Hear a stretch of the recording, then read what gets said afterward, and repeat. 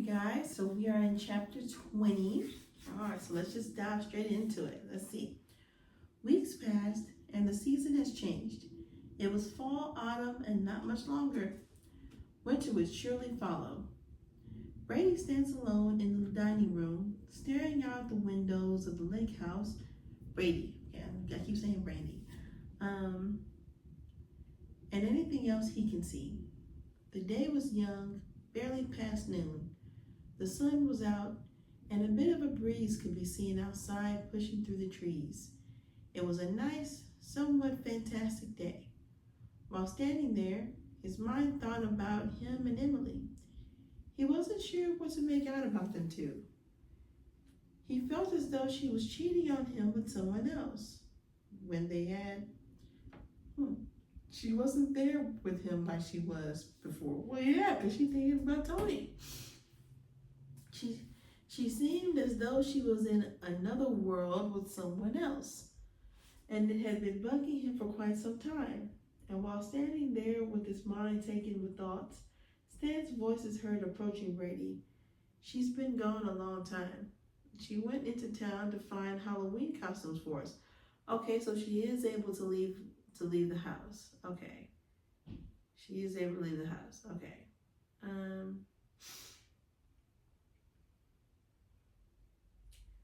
Okay, so this is around October. Okay.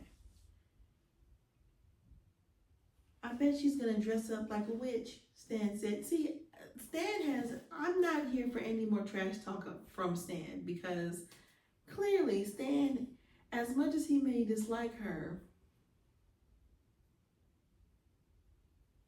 that didn't stop him from and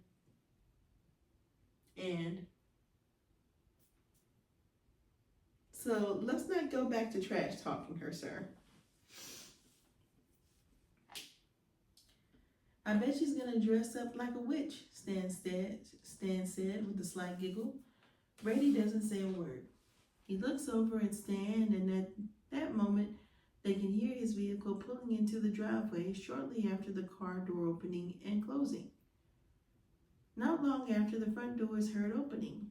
They both hear Emily make her way through the house until she spots Brady standing at the window. Hey baby, I got us a costume to wear for Halloween, she said, reaching into one of her new bags she had carried inside. Few bags she had carried inside with her. Stan, with a smirk, looked over at Brady. And now comes a witch costume, Stan said. Lay off the witch stuff, Brady whispers, as shaking his head in annoyance with Stan. They both stand there waiting, and sure enough, she pulls out a witch costume. Right away, Stan chuckles as he faces Brady with an I told you so look on his face. I'm going to be a witch, and I found you a wizard costume. I figured we can try and match, Emily said excitedly. Stan places his hand over Brady's left shoulder since he is standing to the left side of Brady. Guess that explains all the bizarre happenings around here lately. I told you from the get-go that she was a witch, he said with a smirk on his face. Brady never responded to Stan due to Emily walking right up to him with the costume. It's not a full-on costume. I found my witch outfit. I got more or fewer items, and I figured you could match them together, she explained, handing him the bag with his stuff inside it. Later in the day, while doing some writing, Brady decided to take a break and check on Emily. It had been hours since he last saw her when she handed him a bag with his costume in it. During his writing, at one point, excuse me, he had heard her inside shuffling stuff around as though she were cleaning, but he never bothered to check. When he walked out of the room, he immediately saw Halloween decorations throughout the dining room and living room.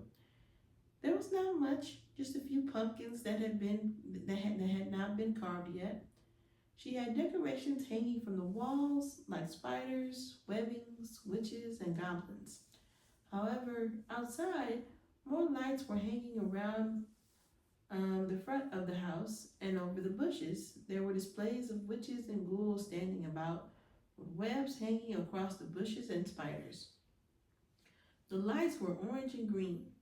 It wasn't overkill by any means, but it was put together nicely, and she was the first girl he had ever witnessed decorating his lake house for Halloween. Emily approached Brady while his attention was on the decorations. Do you like them? She asked. It's nice. Usually this place is decked out. Oh, wait. Usually this place is decked out around Christmas. Never has it been decorated for Halloween, he replied. If you don't want Halloween stuff, I can take them down, she asked. No, keep it. I like it, he answered, pulling Emily into him with a big, tight hug. She wrapped her arms around him with her face against his chest. She pulls away, reaches up, and kisses him on the lips before grabbing more lights to decorate around the side of the house. He thought about it before he joined her and helped her decorate the side of the house with more lighting for her Halloween display. While placing lights around, So, did you finish the second book yet? He asked. Yes, I did. I loved it, she replied, keeping it a secret that she was upset with him for killing Tony, the character she has been lusting over had been lusting over for weeks. Which one did you like better? He now asked. The second book, she replied. And of course, the second book would be her favorite, considering she has lustful thoughts about the character Tony. She doesn't understand why she is so involved with this character. Could it be that he is described in the book?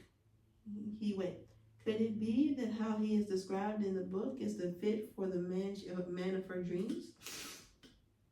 Could it be that his character was so moving and full of love and charisma? She had no answer, but just the overflowing thoughts of him between.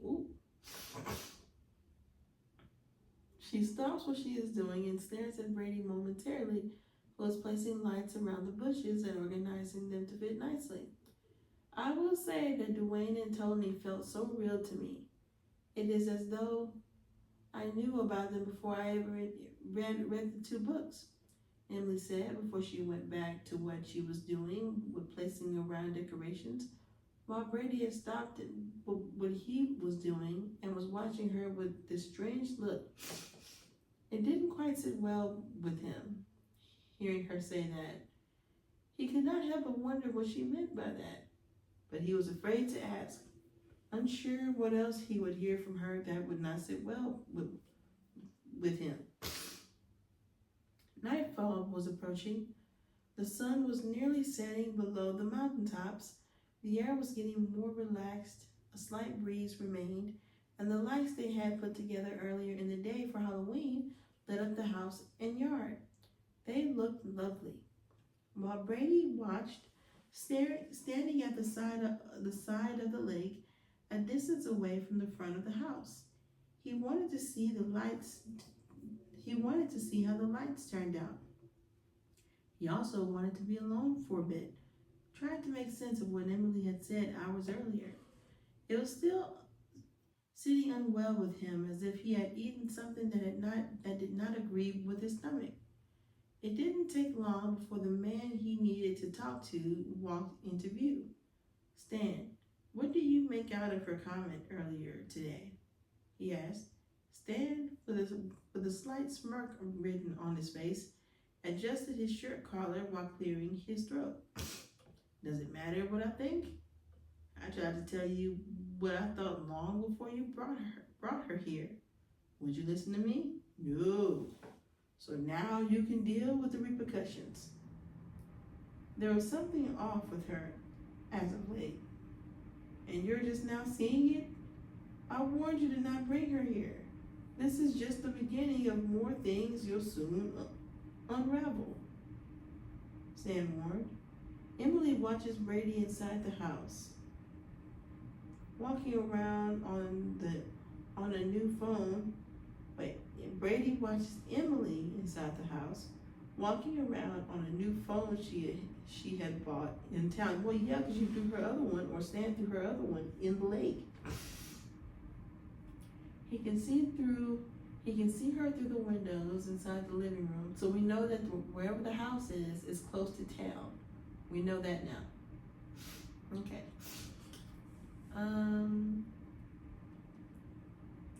He can see her through the windows inside the living room. He watches her pacing while laughing and having a good time. Those looks on her face reminded him of the early months when they met. He could not shake the feeling she was talking to someone else. So, is Emily in the 4th book? I swear, it seems she is doing the same things as Tanya, Cheryl, and Cindy. You either need to stop writing your real-life girlfriends' names into these books or stop bringing them to this lake house. Wouldn't surprise me none if this lake house was cursed. Stan said. Brady did not respond because he knows it's true. Because it's true, he does need to change their names. He doesn't need to have their exact names because if this is true, I'm pretty sure Tanya, Cheryl, and Cindy all had family knowing that they were dating somebody named Brady or somebody. So, at no point did any of their families be like, hey, this sounds like my Tanya. This sounds like my Cindy, my Cheryl. Brady did not respond. He did look over at Stan as though he were crazy. Oh, because the thought of the house being cursed is crazy, but you...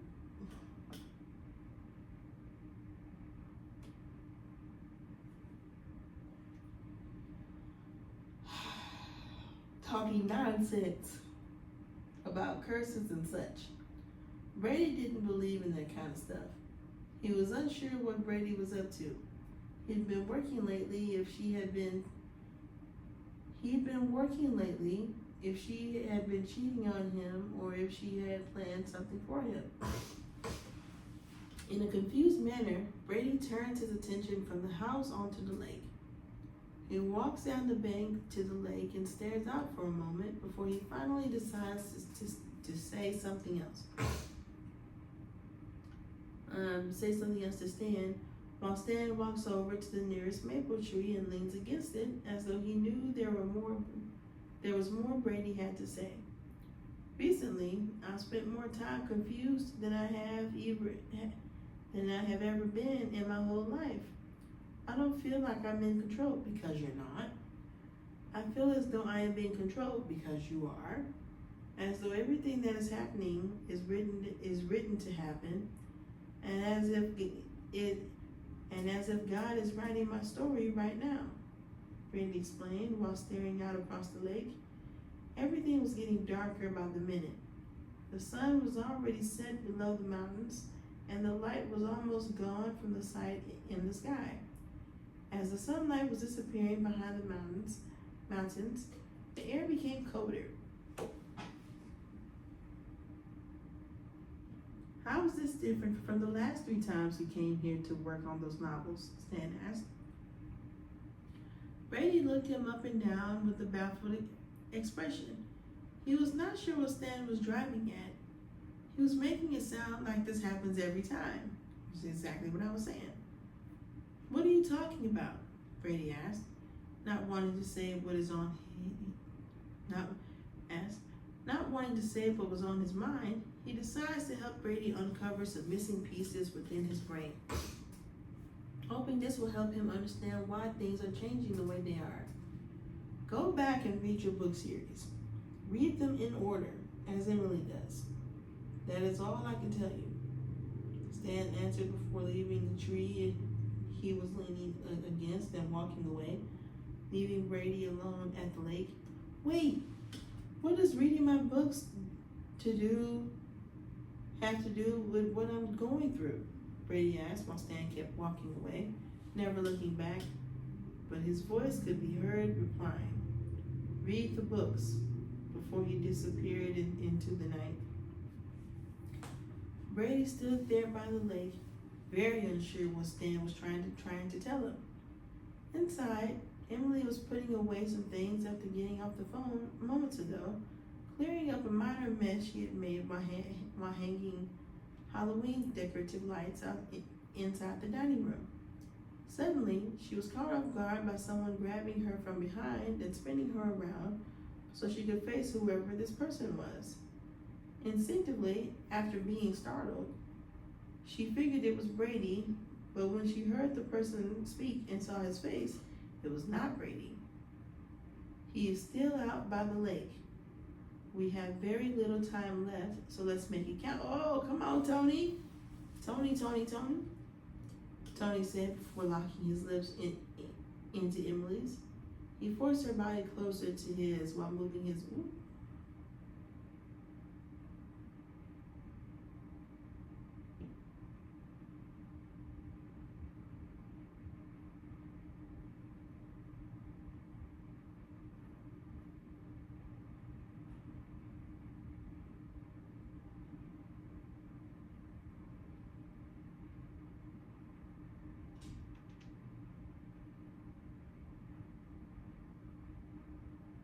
Emily's having the time of her life.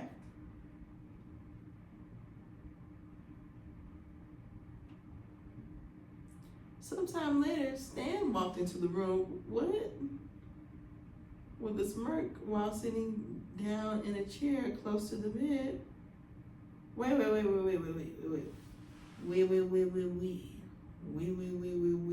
Okay, so she's with Tony. Stan walks into the room with a smirk. Okay.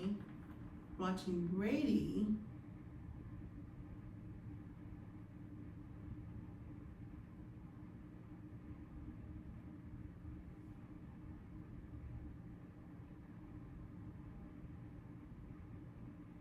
If only she knew is all that ran through Stan's mind. He knew she had no idea. Wait. Okay, so Stan knew. Wait.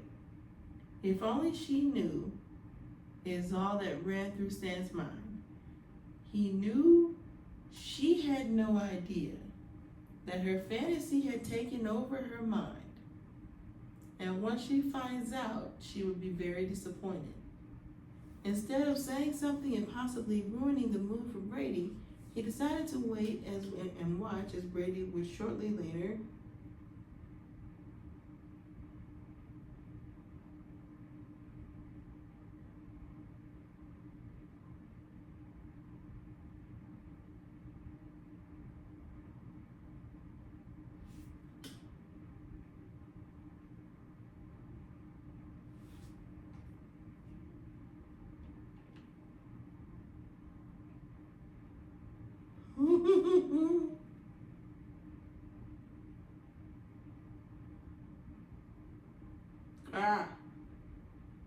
her mind was racing with thoughts before it finally sank in that Brady could walk inside. Okay, any minute.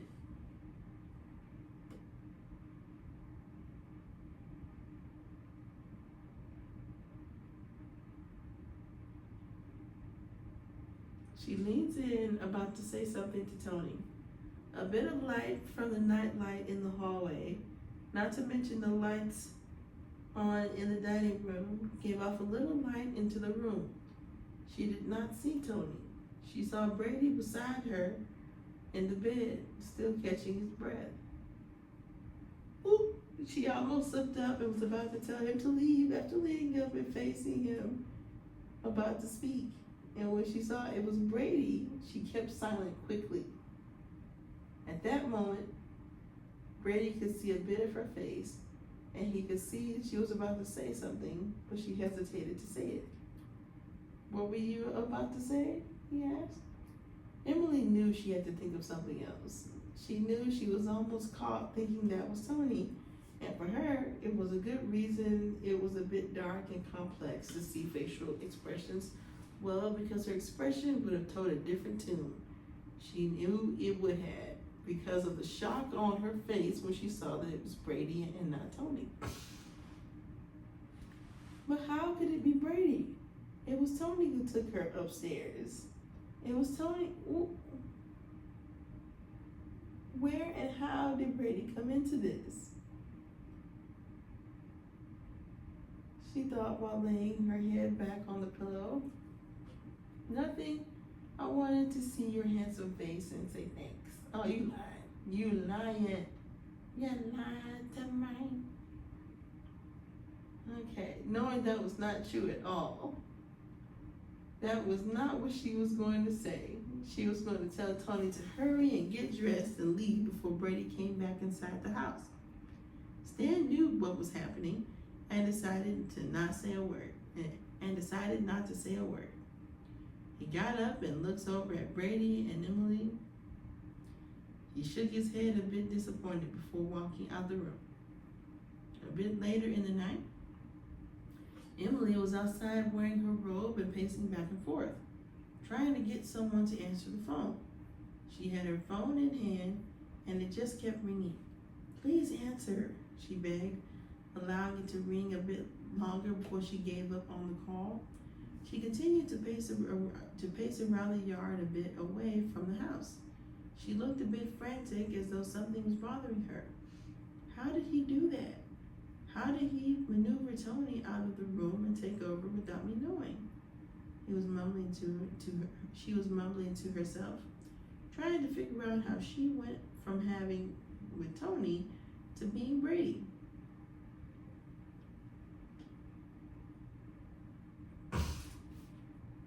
Emily creeps around the yard, whisperingly calling out for Tony, hoping he will escape hiding. She might be going a little crazy too. She goes on, trying to find him, but is not seeing Tony anywhere. Inside the house, Brady wears his robe, sat at his computer with this crazed look about him, staring at the screen, looking at what had now been written, and what he was reading made no sense. It is written in full detail describing how Emily is outside searching around the yard for Tony, as though it had already happened, or as if someone had already written that she was looking for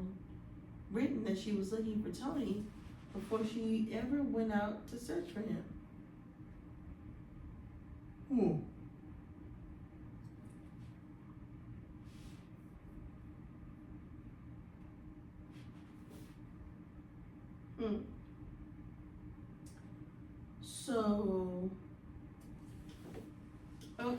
So Brady is reading about Emily going outside looking for Tony. Now, is he specifically is he reading the name Tony? Because if that's the case, then he's already read past the part where she does it with him thinking that it's Tony.